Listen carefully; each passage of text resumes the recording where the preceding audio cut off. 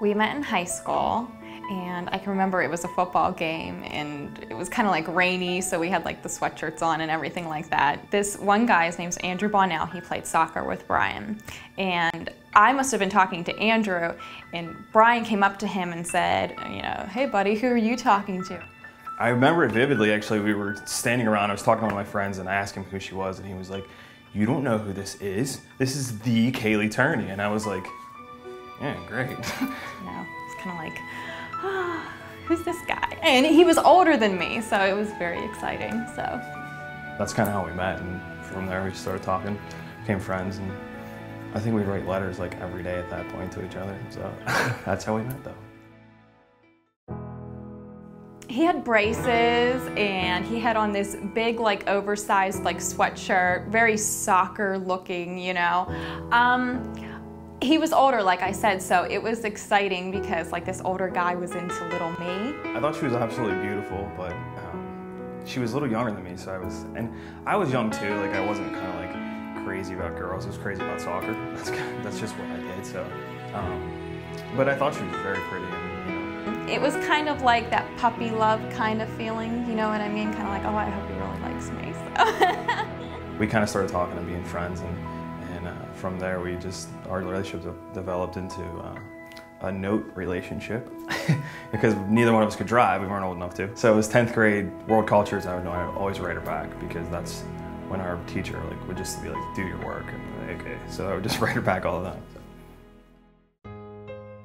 One of my favorite moments with Brian would have to be last year we went to Cape May, and it was kind of like we got engaged on the beach and my whole family was there, and it was a great moment, great experience. I loved it. She likes historical, like, old homes and Victorian homes, and she wants to open a bed and breakfast. That's what she'd like to do, so obviously she loves the homes there. It's a very old town. We just had a really fun weekend, and it's very like laid back there, and it kind of took us back in time because a lot of it is colonial. So we had a really good weekend, and it was kind of like everything fell into place. Nothing was planned, it was just kind of like everything fell into place. So that was probably my most special time with him. I joke with him and say that when we broke up in high school, I can remember standing in the shower and I'm washing my hair and I'm thinking, I'm supposed to marry this guy, doesn't he realize this? This is who I'm gonna be with. He better figure it out, and he's going to one day, and he's gonna say, what was I thinking? So I knew back in high school that he was gonna be the one for me. I just knew it. You just have that kind of feeling that this was the person that you're supposed to be with. After my senior year, like when we broke up, I went away to school in Ohio. She went to Philadelphia. I didn't see her or talk to her for like a really long time, and I was working for a mortgage company and making phone calls every day. That's just what we did. And so I decided to call her house for some reason. I don't know, just no reason. I just decided to call and say hi. And so that's kind of when we started talking again. And just from that first conversation, you know, things just sort of developed from there. And I don't know, I guess maybe about 2 or 3 months after we had been talking again, I was just kind of like, hey, I could definitely marry this girl. So. It was never even like a conversation. We weren't like, hey, let's get married. It was just kind of like, we just both knew that it was just gonna happen. Like, I think maybe one time Brian said to me, I can't wait for you to be my wife. And it was just kind of like immediate. Because like I said, we weren't together for like 8 years, and like once we got back together, it was just kind of like, this is what's gonna happen. We kind of started talking about it early from when we started seeing each other again, actually. And I don't know, I mean, I just can't imagine being with anyone else the rest of my life. Every minute I'm with her, like, I enjoy being with her. I love her to death, and so I just can't imagine anyone else being with me for the rest of my life and spending the rest of my life with anyone else. So.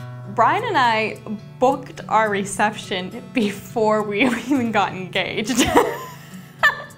Because I don't know what happened, but one day we were just kind of like, okay, October 17th of 2009, that's when we're gonna get married. So like, it was like, well, let's start looking at halls, and we fell in love with a couple different places.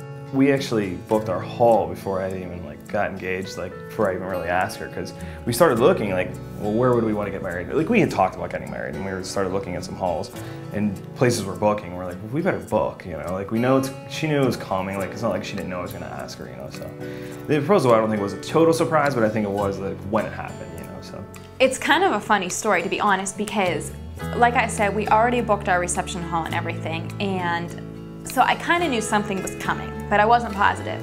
Well, one day I walked out to get our mail, and I'm rummaging through the mail, and I see this envelope from Jared's, and it has my name and his name on it. So I'm like, oh, what are they doing? Like, what are they charging me for? So I opened it up, and I see like this big amount of money, and I'm like, oh no.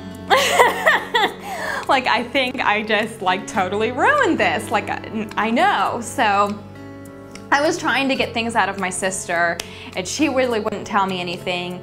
And one day, Brian and I went to get our hair cut, and the girl who cuts our hair is one of my best friends. So I say something to her about it. I'm like, I opened up this envelope, what should I do? She's like, you need to call Jared's and tell them to resend another one. I'm like, okay, that's what I'll do. So I called Jared's, and they did that. But later that night when she was cutting Brian's hair, I had gone running with my sister. She told him, she was like, Kaylee got it, so you need to figure something else out, because he had supposedly this big thing planned where he was gonna put candles on the beach and this, that, and the other, like something totally cute. I had this big elaborate plan for the proposal. Like I was gonna make like dinner on the beach and have her, I was gonna tell her I was sick and not do anything that day and like prepare this dinner on the beach, and then have her sister like go for a walk with her and come to the dinner. And then I was gonna, with flameless candles, put Marry Me, and with flameless candles on the beach, like we were gonna walk to that. Like it was gonna be like a walk, and then we'd come across that. That's how I was gonna ask her. Well, she found out that I had got the ring. So we were going on family vacation in June to the Outer Banks, and it was the very first day. And like, I'm like on cloud nine, because I'm like, I'm gonna get proposed to this week. This is just gonna be a great vacation. Can't wait to go back and tell everybody about it. So I'm thinking I'm gonna get like this big thing, you know. So I decided that when we got to the beach, first thing I was gonna do was to ask her, because I knew she knew I had the ring, and I didn't want her to be like, I thought about not asking her and just kind of like throwing her off, but then I was like, I don't want to ruin the vacation, because she'd be like, why didn't you ask me, or what happened? So I decided as soon as we got there that I would ask her. So I told most of her family, and everyone went down to the beach with us. I just said we were gonna go down because my son is 4, and he had been to the beach once when he was like 6 months old. So I wanted to show him the beach, and that was our excuse to go down there. Brian and Brandon and I decide we're gonna go out and fly our kite on the beach. Well, like everybody's following us, like 20 people in our house, and everybody's following us. And I don't really think anything of it. I'm like, whatever. I have my dog with me. So Benny and I go running back up the beach, and Brandon, Brian's little boy, comes running up to me. He's like, Kaylee, look what Daddy and I did. It kind of worked out because Kaylee took her dog for a walk when we got down there. And when she was coming back, I had wrote Marry Me in the sand.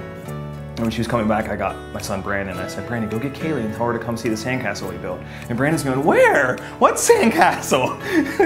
And I'm like, just go get her. So he went over and he goes, Kaylee, come see what me and Daddy made. And I could see that they wrote something in the sand, and I'm kind of like reading it, and like, I probably look like a complete dork because I'm like, baby something. And it said, will you marry me? So finally I'm like, will you marry me? Oh, so at this point, my whole family is all around us.